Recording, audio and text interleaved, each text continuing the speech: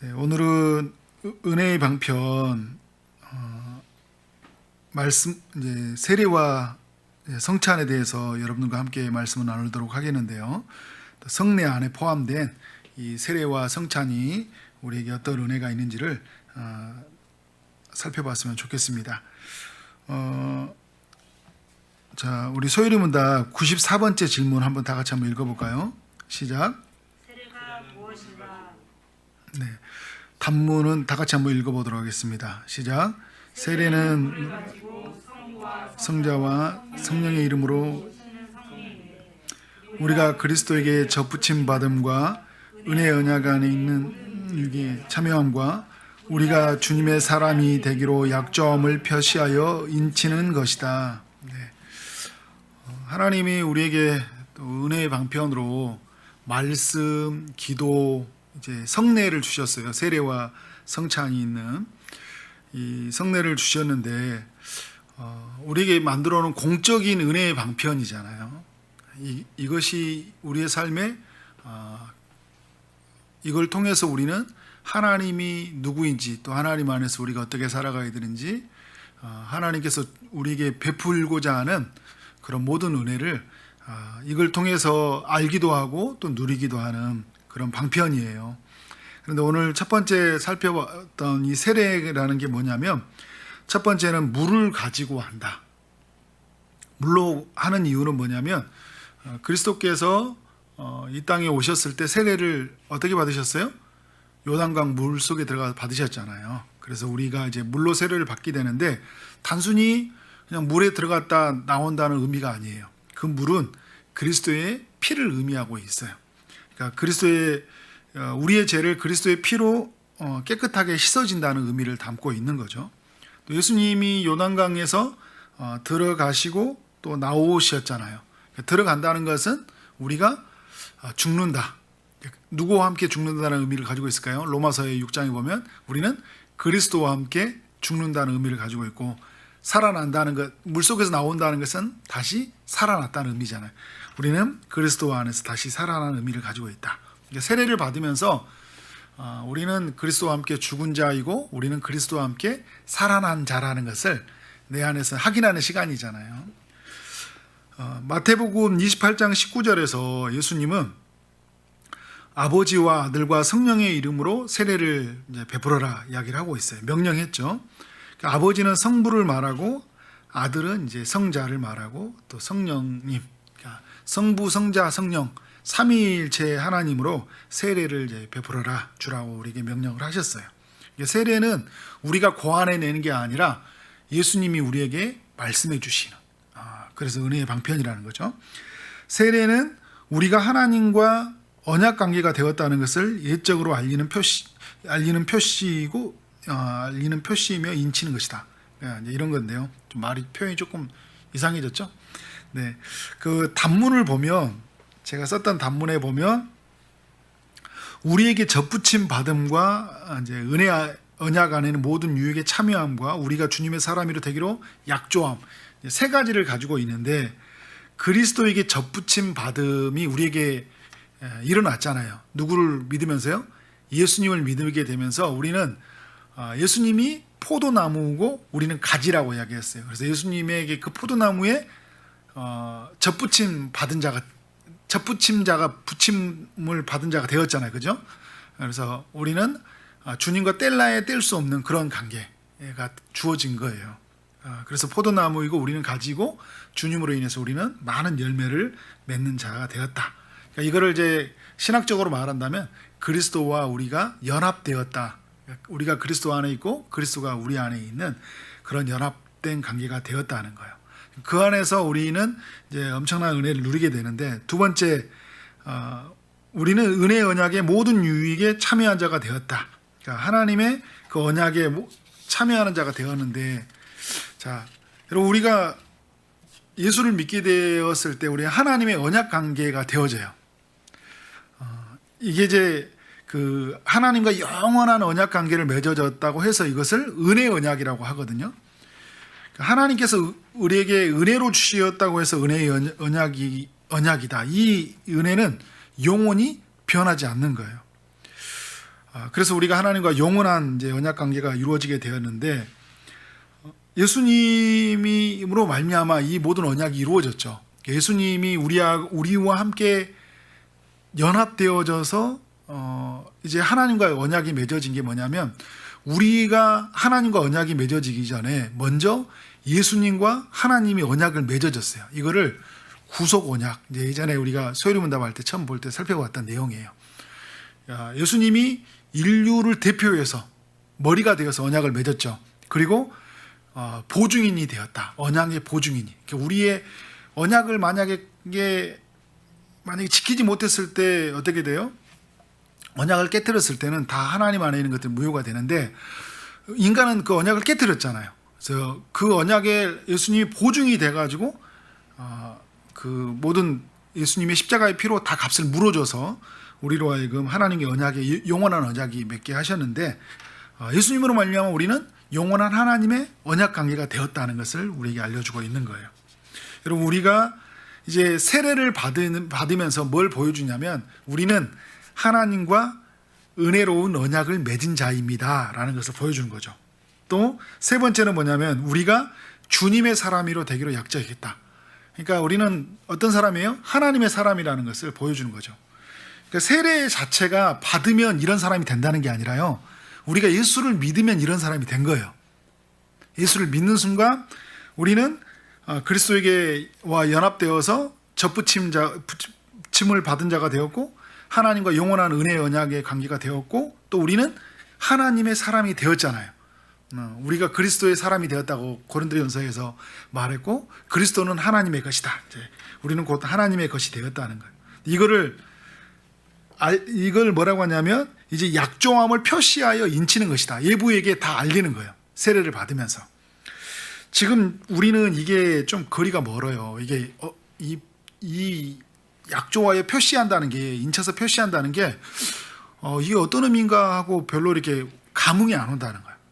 이거를 여러분 2000년대로 한번 돌아가 보자고요. 유대 시대에서 내가 유대인으로 살았다. 근데 예수 믿기로 작정하고 하나님과 사람 앞에서 내가 세례를 받는 거예요. 나는 이제 그리스도의 사람입니다. 연합된 사람입니다. 하나님이 언약 안에 들어갔어요. 이걸 알린다는 것은 유대교 안에서 뭘 의미하는 걸까요? 이제 출교를 당한다는 의미를 가지고 있어요. 유대교에 출교를 당하면 어떤 것들이 당할까요? 유대 사회 안에서 누릴 수 있는 모든 특권으로부터 배제돼요. 자, 이게 또 어떤 의미를 가지고 있어요? 로마 시대로 돌아가 보면 로마에서 보면 로마에 가지고 있는 모든 그런 특권과 가지고 있는 그 주는 유익으로부터 나는 다 그걸 거부하고 누구의 것을 따르겠다고요? 하나님의 것, 하나님의 주신 이 세례를 통해서 나는 당신들의 것이 아니라 나는 하나님의 베푸신 은혜로 살아가겠습니다라고 선언하는 거예요. 지금 여러분 좀 가까운 데 가서 북한에 가서 세례를 받는다고 보세요. 나는 세례받은 교인이야. 이것을 알리는 건 굉장히 내 삶에 중요한 결단이 있지 않으면 안 되는 일이라니까요. 이슬람교회, 이슬람 땅에 가서 세례받는 신자로 살아간다는 거 결코 쉬운 게 아니에요. 다시 쉽게 말한다면 목숨 내걸고 세례를 받는 거예요. 근데 요즘 우리 시대가 목숨 걸고 세례를 받아요? 마지못해서 받잖아요. 한 번만 받아주라고. 야, 세례 좀 제발 좀 받아라. 세례 받고 좀 정신 좀 차려라. 막 부모들이 막 제발 부탁해가지고 그래 한번 내가 정말 부탁하니까 세례만 받아주니까 군대 가서 초코파이 하나 주니까 막 세례 받아주고 막 이런 것들로 우리가 이 시대가 이렇게 세례라는 게 너무 좀 약화되어 있잖아요. 세례하면 여러분 별로 우리가 이 은혜의 방편이라고 하는데 사람들한테 세례가 은혜라고 별로 이렇게 오지 않는다니까요. 굉장한 하나님이 주신 우리에게 은혜의 방편이라는 것들. 자, 그러면 여러분 이제 95번째 질문. 세례는 어떤 사람에게 베푸는가? 단문 읽어보도록 하겠습니다. 시작. 세례는 불신자들이 그리스도를 믿고 고백하며 그에게 복종하는 데까지 이르러야 베풀 것이요 또 입교한 자의 자녀에게 베푸는 것이다. 네. 그리스도를 믿고 고백하는 자에게 세례를 베푸는 거예요. 제가 4번에 어떤 표현을 썼냐면 결혼식이 영광스러운 것이듯 세례는 하나님과 사람 앞에서 영광스러운 것이에요. 그래서 결혼식이 성례는 아니에요.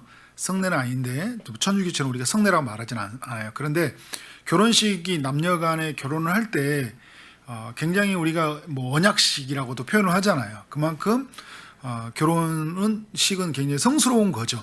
성스러운 건데 왜 하나님과 사람 앞에서 어떻게 해요? 증인을 세워서 내가 이 아내와 이 남편을 한 남편으로 한 아내로 내가 맞이한다는 것을 선언하는 거잖아요. 여러분 이게 세례도 마찬가지예요. 하나님과 사람 앞에서 하는 영광스러운 것인데 이 결혼식이 서로에 대한 믿음을 가지고 사랑의 고백으로 이렇게 시작되어지잖아요. 그러니까 내가 이 사람이 아내가 된다는 걸 믿는 거예요. 남편이 된다는 것을 믿는 거예요. 그리고 그것을 어떻게 돼요? 사랑으로 고백하잖아요. 나는 당신만을 사랑하겠습니다. 이런 사랑의 고백으로 이어지잖아요. 근데 뭐 나는 안 믿어. 그냥 사랑의 고백도 없는 거야. 가짜야. 그냥 어쩔 수 없이 하는 거야. 부모님이 하라고 하니까 나는 그냥 어쩔 수 없이. 옛날에 뭐 그런 사람들이 있었죠. 그죠? 뭐 지금도 뭐 정략 결혼이다 막 이렇게 해서 사랑이 없지만 돈 때문에 막 이렇게 하는 결혼이 있듯이 뭐 지금도 뭐 그런 결혼이 있을 수는 있어요. 그러나 정상적인 그 결혼이라는 게 어떻게 돼요? 서로에 대한 믿음을 가지고 사랑으로 고백하면서 시작해요.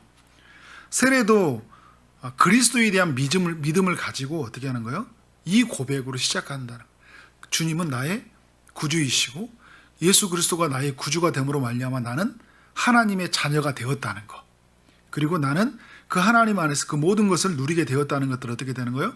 고백하면서 그러면서 내가 세례를 받는 거잖아요. 그러니까 세례 받을 때 당신은 믿기로 작정하십니까? 그저 막 이렇게 이야기를 하면은 네 고백을 하잖아요. 그러니까 하나님 앞에서 또 사람들 앞에서 그렇게 고백하면서 진행이 되어지는 거예요. 세례를 그래서 받기 전에 이 신앙 고백이 굉장히 중요해요.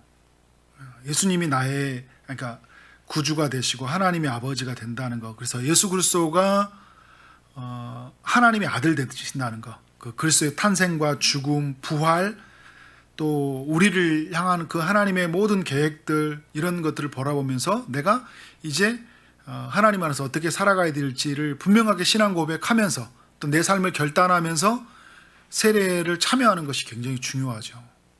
그래서 여러분 세례 교육을 받는 거예요. 그러니까 억지로 받는 게 받으려고 세례의 식을 참여하려고 받는 게 아니라 내 신앙에 내가 정말 누구를 믿고 있는지를 확인하기 위해서 세례를 받는 거잖아요. 자, 5번에 보면 결혼이 서로에게 사랑과 순종의 의무를 다해야 되잖아요. 그런 세례도 뭐냐면 서로에게 하나님이 우리에게 사랑하시거든요. 우리는 어떻게 해요? 그리스도가 우리에게 하듯이 그리스도는 우리에게 사랑을 베풀어 주셨어요. 그렇죠? 근데 우리는 어떻게 해요? 그리스도에게 순종함으로 의무를 다해야 되잖아요. 그러니까 부부간에도 사랑과 순종이 남편은 사랑하고 아내는 순종해야 가듯이 그리스도는 우리에게 사랑으로 하시는데 목숨까지 내버려 준 사랑을 보이셨어요. 우리는 어떻게 돼요? 그리스도에게 순종하는 삶을 살아가야 됐다는 것들을 결단하고 나가는 거예요.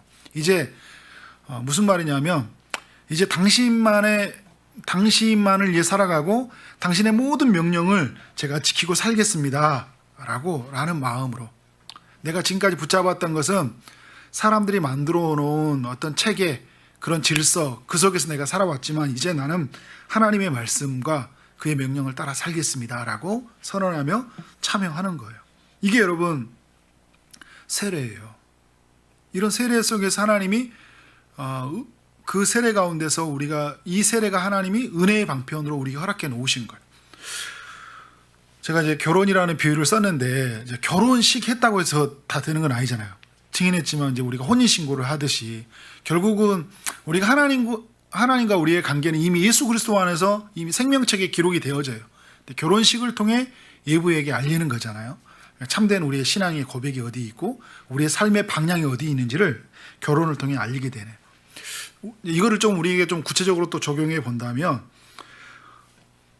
여러분도 결혼식에 참여하게 되면 느끼는 게 있어요. 뭘 느껴요?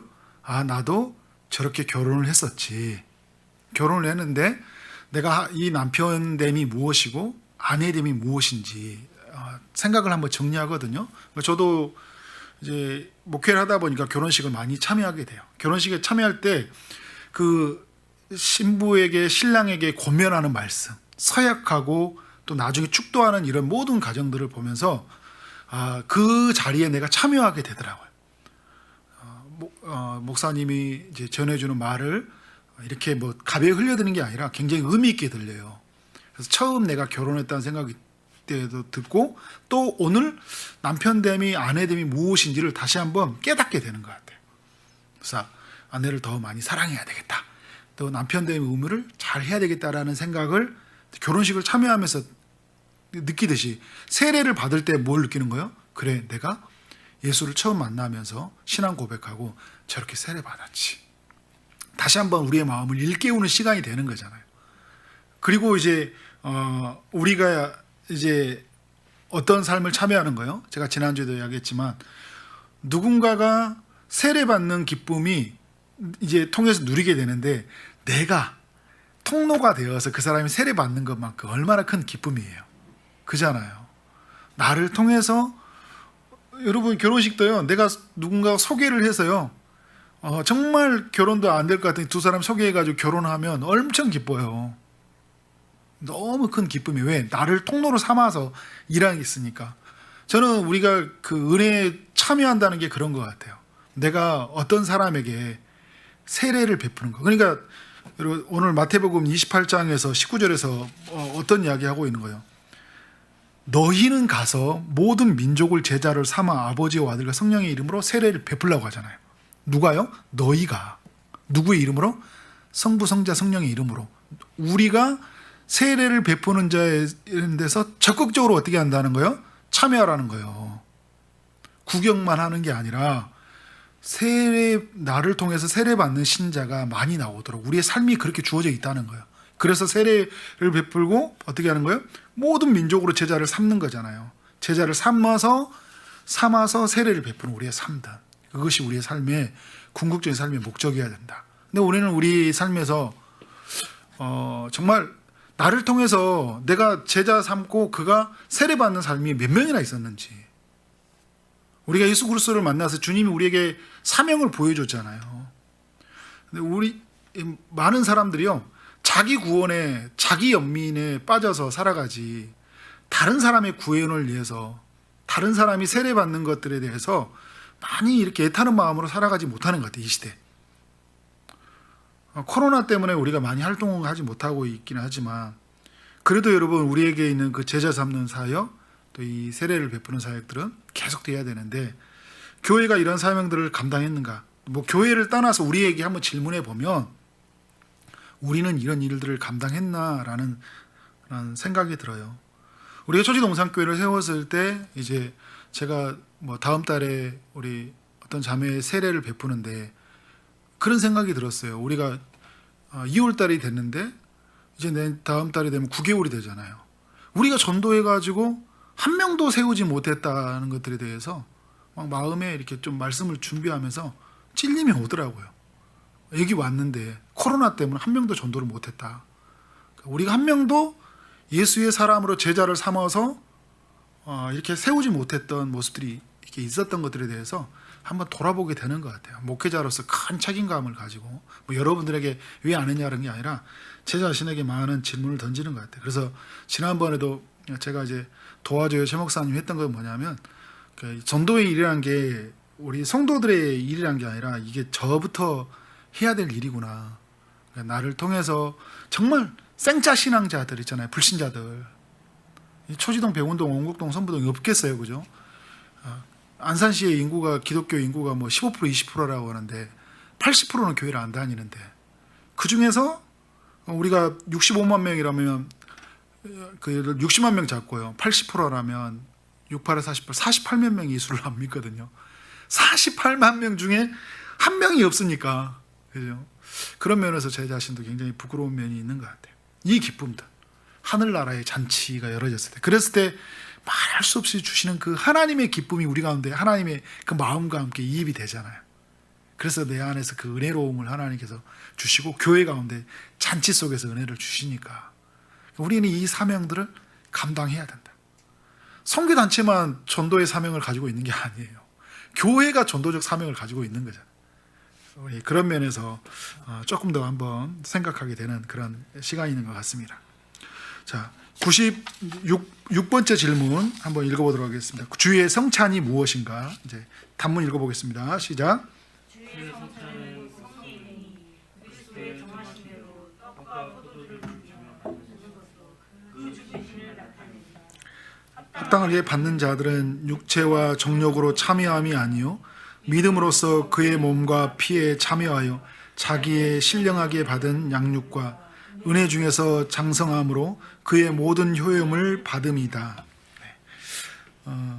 주의 성찬은 곧 성례라고 했는데 거룩한 예식이란 거요. 그리스도께서 정하신 거다. 이건 주님이 정한 거예요. 근데 이게 떡과 포도주를 주고받는 것이다. 그러니까 떡은 뭘 의미하고 있죠? 그리스도의 6번에 보면 몸을 의미한다. 그리고 포도주는 뭘 의미할까요? 그리스도의 피를 의미하는 거예요. 그래서 그리스도의 떡, 그러니까 이 떡을 먹고 포도주를 마심으로써 누구를 기억하는 거예요? 그리스도의 죽으심을 기억하는 게 이게 이제 가지고 있는 성찬인데 천주교는 이제 떡과 이 포도주를 어떻게 생각하냐면 우리가 성찬에 참여하게 되면 떡과 포도주가 그리스도의 몸, 살과 피로 바뀐다고 그래요. 그걸 이제 화채설이라고 하거든요. 그러니까 바뀔 화, 몸체, 그러니까 물질이 이제 몸체 이제 물질이에요. 물질이 바뀐다. 이게 떡과 포도주를 먹었는데 이게 살과 피로 이제 바뀐다. 이렇게 이제 천주교, 카톨릭이 이렇게 이야기를 해요. 루터교는 이제 이 부분에 대해서 이제 그 루터가 신부여서 이렇게 화채설을 따라 성찬을 집례를 했잖아요. 그러니까 그가 이제 이런 건 아닌 것 같다 해서 이제 성찬 때에 그리스도의 살과 피가 바뀌는 게 아니라 그리스도가 그와 함께 있다. 그러니까 그리스도가 성찬과 피에 함께 있다. 이제 이렇게 이야기하는 게 무슨 말이냐면 이런 거예요. 마치 철에다가 열을 가하면 뜨거운 철이 되는 것처럼 그리스도가 그 떡과 살의 피에다가 함께함으로 말미암아 그런 어떤 목마름이 가시고 양식이 되는 그렇게 된다. 이제 이야기를 했어요.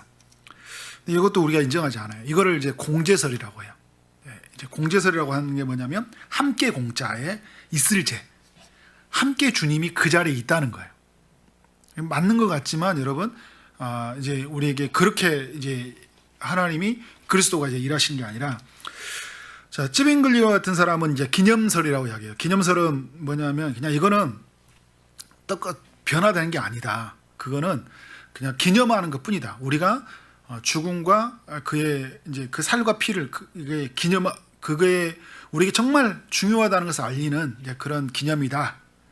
그렇게 하다 보니까 기념으로 하다 보니까요 좀 가벼이 대하는 게 있었어요. 그래서 이거를 이제 칼빈 종교개혁자 칼빈이 이제 보완해서 그리고 여러 이제 신학의 입증을 통해서 정리한 게 뭐냐면 영적 임재설이라고 하는 거예요. 그리스도의 살과 피에 그리스도가 그게 뭐 직접적으로 살과 피로 바뀌는 것도 아니고 그 있는 것 그리스도가 그 자리에 있는 것이 아니라 성령으로 그리스도가 임재하신다는 임재라는 표현을 써요. 임재. 그러니까 실제로 막 떡가설이 있어서 이렇게 막 그 존재가 이렇게 해서 막 공재 이렇게 하는 게 아니라 성령으로 임재하시는 거. 그러니까 그리스도는 지금 어디에 계셔요? 보좌 우편에 계시잖아요, 그죠? 보좌 우편에서 누구를 통해 우리와 함께 하셔요? 지금 이 시대가 복음 안에서 성령으로 함께 하시잖아요. 그러니까 성령으로 이 성찬에 있는 자리에 강력하게 임재하신다. 그래서 영적 임재설이라는 표현을 써요. 그러니까 우리가 많이 지지하는 것은 이 쯔빙글리의 기념설과 영적 이제 임재설을 많이 하는데, 특별히 우리 이제 개혁파, 우리 장로교회에서는 이제 영적 임재설을 이렇게 주장을 해요. 자, 이런 의미를 담고 있어요. 이 성찬의 의미가 가지고 있는 거죠. 7번에 보면 성찬은 주님이 오시는 날까지 계속 되어야 된다. 그러니까 계속 되어져야 돼요. 성찬은 계속 되어져야 되는데 이제 성찬을 자주 하면 좋다고 하는 거잖아요. 근데 자주보다 더 중요한 게 있어요. 성찬을 온전히 해야 돼요. 뭐 자주 한다고 해서 뭐 대충 형식적으로 하면 아무 의미가 없어요. 성찬을 온전히 해야 되는데, 그래서 뭐라고 하냐면 성찬은 육체와 정욕으로 참여하지 말고 믿음으로 참여하라는 거예요. 그러니까 육체의 정욕으로 뭐 참여하지 말라는 건 뭐냐면 그냥 장난치듯이 참여해서도 안 되고요. 건성으로 해서도 안 되고 아무런 기대감 없이 참여해서도 안 돼요. 멍 때리면서 참여하는 거죠. 그런 게 많이 있어요. 피곤, 오늘 성찬 시간이다. 그러면 안 하는 게 나아요. 그냥 패스. 그냥 저는 성찬에 오늘 참여 안 하겠습니다. 이게 훨씬 더 나아요. 근데 여러분 그렇게 안 하면 여러분한테 유익이 안 되니까 어떻게 된 거예요? 맛있는 예를 들어서 양식이 있잖아요. 주님이 영적으로 임재하셔서 우리에게 목마름을 적셔주시고 영적으로 우리에게 영원한 양식으로 채우시는 하나님의 그 은혜를 베풀어 주시는 이 시간에 내가 참여하지 않는다는 것은 내가 너무 큰 손해잖아요.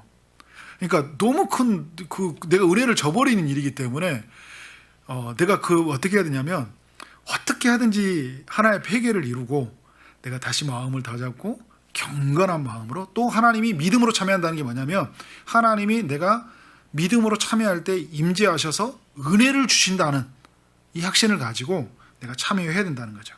그러니까 다른 사람이 받으니까 참여해서도 안 된다. 그러니까 고린도전서 11장 26절에 보면 우리가 성찬에 참여할 때 합당치 않게 먹고 마시는 자는 주의 몸과 피를 범하는 죄가 있느니라. 이렇게 고린도전서에서 말하고 있어요.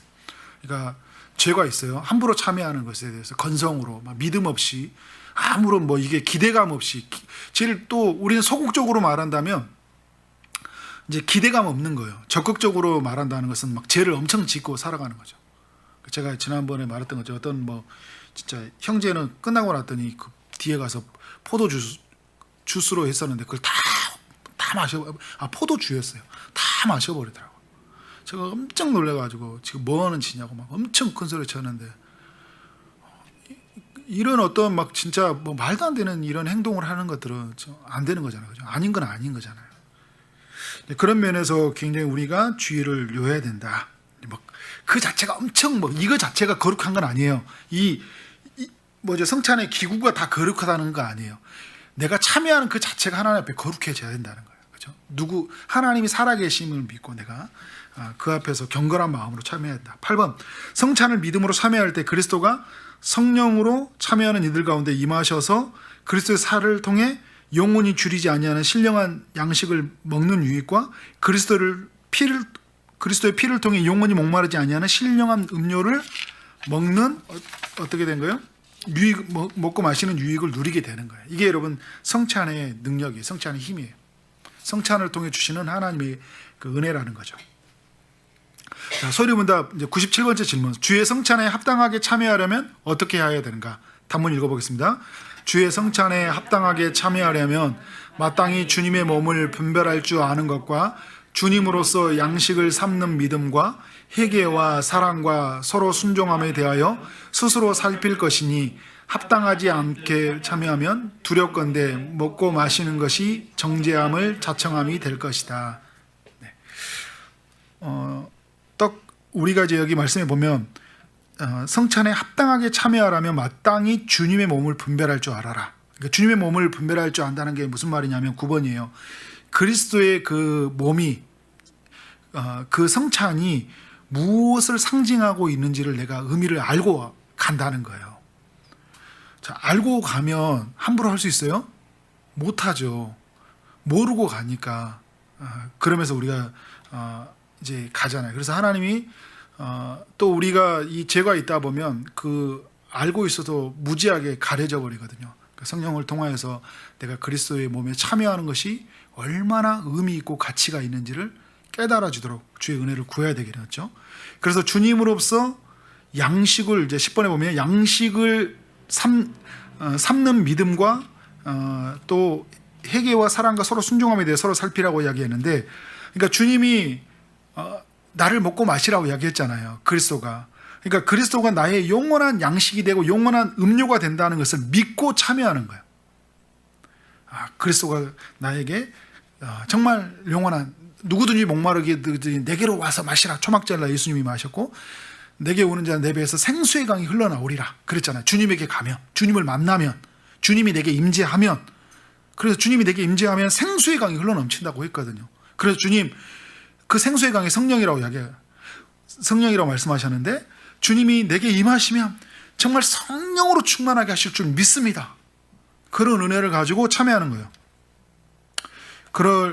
그때 참여하는데 또 하나 뭐냐면 내게 회개할 죄가 없는지, 그래서 오늘 회개와 사랑과 순종함이라고 했잖아요.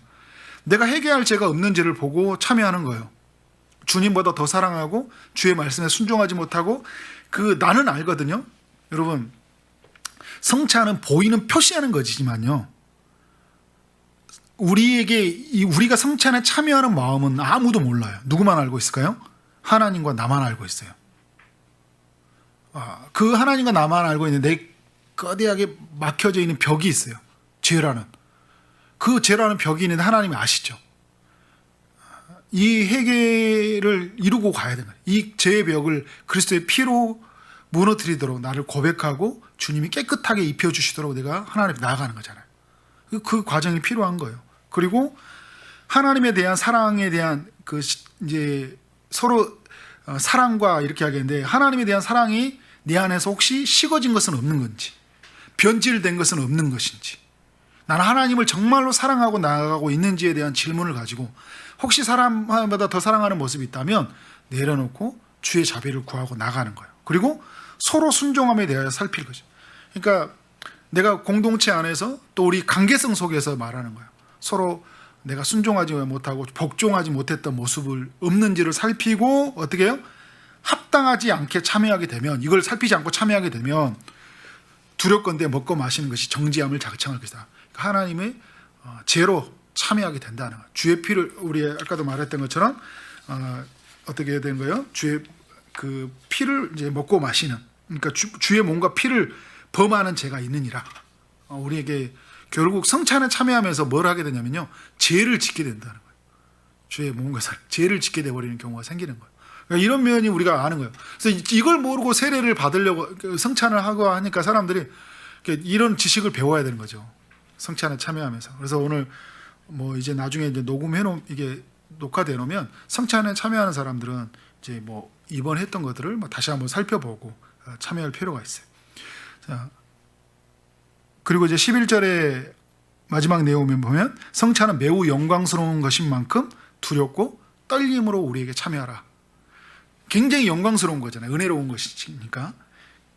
그런데 우리가 가벼이게 대하여서는 안 되는 거. 함부로. 그렇다고 해서 막 떠받들듯이 이렇게 하라는 게 아니에요. 우리가 주님에게 간다는 것은 이렇게 막 가볍게 간다는 게 막 아까 건성으로 기대감 없이 간다는 거지. 그렇다고 해서 반대급부로 막 바짝 엎드려가지고 막 이러는 게 아니잖아요. 그죠? 이 성찬 기구가 거룩한 게 아니에요. 주님이 거룩하잖아요. 이 모든 자체가 내 마음을 향하는 마음이, 받는 마음이, 그런 마음이 너무나 중요한 거예요. 그런 마음으로 우리 초지동산교회 성도들, 또 여러분들이 정말 하나님 안에서 은혜를 누렸으면 좋겠다라는 마음이 들어요. 그래서 말씀을 마무리하면 이제 은혜방편, 이제 성례편이 이제 우리 2주 전에 말씀, 그리고 지난주와 이번 주에 성례편을 살펴보게 되었는데요. 다음 주에는 이제 기도에 관해서 몇 주 동안 살펴볼 거예요. 그러니까 하나님께서 이 허락하신 것들, 우리를 위해서 허락하신 것이라고 했잖아요. 그러니까 우리를 위해서 하나님이 최고의 만찬을 베푸신 거잖아요. 누구를 통해서 자기 몸으로 만찬을 베푸셨거든요. 성만찬이라고 하잖아요. 근데 그 만찬을 우리가 기쁨으로, 은혜로, 감사로 참여하게 될 때, 믿음으로 참여하게 될 때 우리는 이 세상이 줄 수 없는 한없이 크시는 하나님의 은혜를 참여하게 되고, 또 우리가 예수님이 명하신 명령을 따라 세례를 베풀고 나아갈 때요, 우리 안에 그 은혜됨이 더욱 커져간다는 거. 저는 오늘 준비하면서 그 부분이 마음에 많이 또 찔림이 있고, 또 성찬도 믿음으로 참여하지 못하는 것들, 가르치지 못하는 것들에 대해서 또 하나의 찔림이 있었고요. 또 우리의 삶 속에서 이러한 은혜를 기대하고 있는 건가, 우리는? 아니면 뭘 기대하고 우리는 살아가고 있는 걸까? 우리의 이 시대에 살아가는 사람들이 자기 연민, 자기 구원에 많이 빠져 있는 것 같아요. 기도 제목이요, 자기 기도 제목이, 여러분 보세요. 여러분의 기도 제목을 100가지를 빼본다면 그 100가지 중에 몇 가지가 다른 사람의 구원과 이 시대의 죄와 이 시대의 모든 문제를 가지고 있는 기도 제목이 몇 가지나 된가요? 다른 사람의 정말 구원의 문제를 위해서, 세례받는 문제를 위해서 정말 그가 믿음으로 세워지기를 바라는 마음으로 기도의 제목이 얼마나 우리에게 있는 것인가. 많은 사람들이요, 정말 자기 구원에 빠져 있다. 그러니까 내가 힘들고, 내가 지치고, 내가 외롭고, 내가 정말 사는 사람들이 안 알아주지 않고, 다른 사람을 무시하고, 다른 사람들 때문에 짜증나고, 나는 직장이 어떻게 될 것인가, 나는 어디 가서 이런 것들을 하소연해서 바꿀 수 있을 것인가, 이것에 늘 빠져 있잖아요. 여기에 매몰되어 있고. 그런 면에서 우리는 다른 사람의 구원에 문제에 우리는 삶을 움직여야 된다. 그래서 하나님이 주신 한량없이 크신 은혜, 그 의인 아홉보다 잃어버린 양 한 마리를 구원했을 때 기뻐하는 그 하나님의 나라의 잔치의 기쁨을 우리 모두가 누려지기를 주 이름으로 축원합니다. 아멘.